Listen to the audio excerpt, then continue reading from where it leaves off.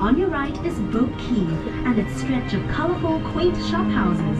It was completed in 1842 and is Singapore's very first quay. At its peak in the 1860s, Quay handled three-quarters of Singapore's total shipping business.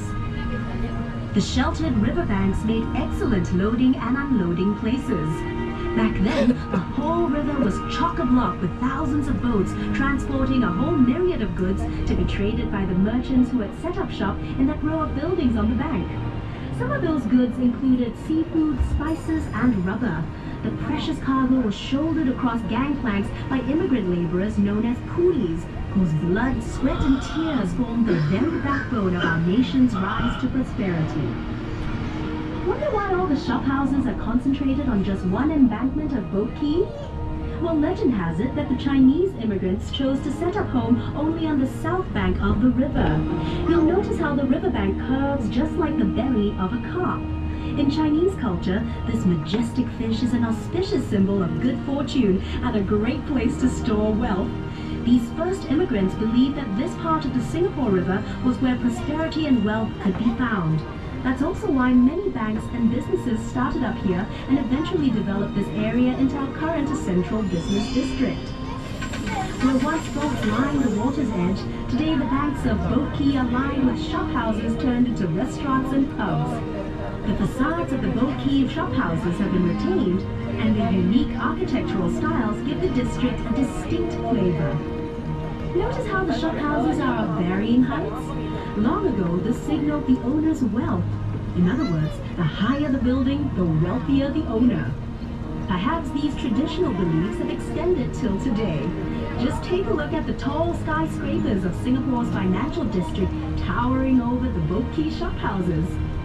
This is the perfect place for snapping pictures, so enjoy the 360-degree views and drink in Quay's unique blend of traditional Asian values set against a modern and progressive backdrop. See how the shop houses form a charming contrast of Singapore's developing years against the skyline of a new Singapore. This truly is a uniquely Singapore sight. By the way, are you feeling hungry? Hawkers and their pushcarts used to line the riverbanks, selling local dishes that were cheap and delicious. A bowl of Teochew porridge cost only 10 cents. Better yet, side dishes were free of charge.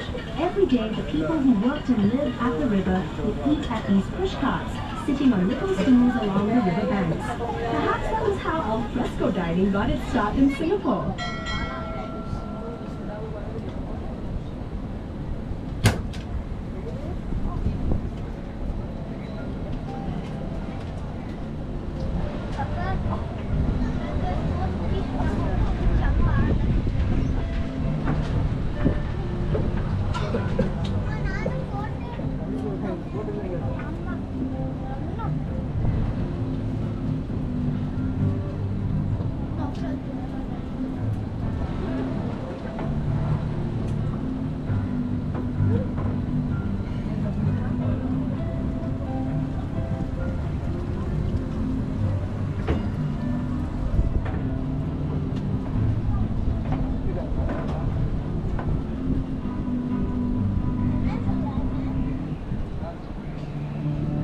Directly ahead is Cabinet Bridge, completed in 1869 and named after Colonel Sir William Arthur Kavanagh, Singapore's last governor. It's Singapore's only suspension bridge to have retained its intricate original form. It was manufactured in Scotland, then shipped to Singapore later to be assembled. Unfortunately, the bridge was built too low, and boats had to wait for low tide before they could pass. So look out and don't forget to duck as we cruise under the bridge. Just kidding. Coming up on the other side of Cabinet Bridge, you'll see a group of little boys jumping into the river. Don't worry about jumping in to save them. They're actually incredibly lifelike bronze sculptures showing a scene from the river's past, where children would stand and wave cheekily from their houses.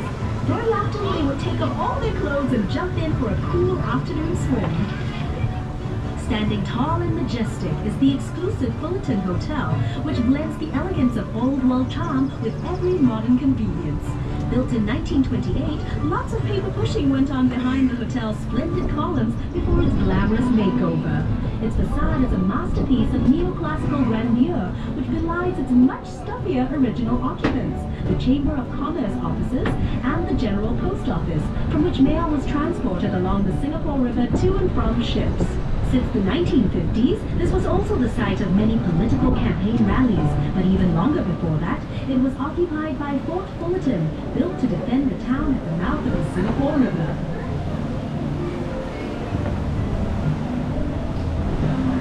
This promontory to your right used to be home to the merlion, Singapore's half-lion, half-fish icon. The merlion stood guard here at the river mouth for 30 years before it was hauled by barge to its new home in the bay in 2002. As we make our way out into Marina Bay, you'll be able to see the merlion for yourself and hear all about its story.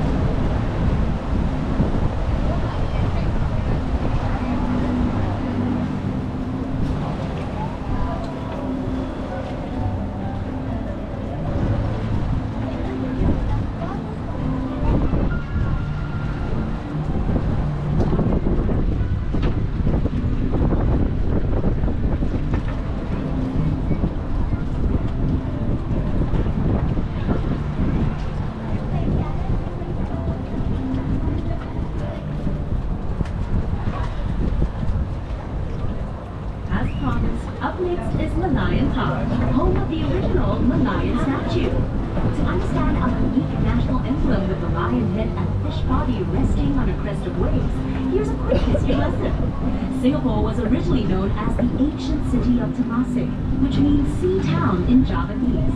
But according to legend recorded in the Malay annals, Prince Sang Nila Utama renamed it Singapura, meaning Lion City in Sanskrit, after he spotted a lion on its shores. The lion's head represents the lion spotted by the legendary Sang Nila Utama, while its fishtail symbolizes Temasek and Singapore's humble beginnings as a fishing village. Measuring 8.6 meters high and weighing 70 tons, the lion sits on reclaimed land looking out to sea. She attracts millions of visitors a year who make the trip to Merlion Park to photograph this world-famous icon in her new home right here in scenic Marina Bay. Take a peek behind the Merlion and you'll see a baby Merlion. Believe it or not, its scales are made from pieces of porcelain repurposed from spoons, bowls, and plates. Next to the Merlion and her cub is a luxurious lifestyle dining and waterfront hotel hub known as the Fullerton Heritage that blends exciting futuristic projects with the older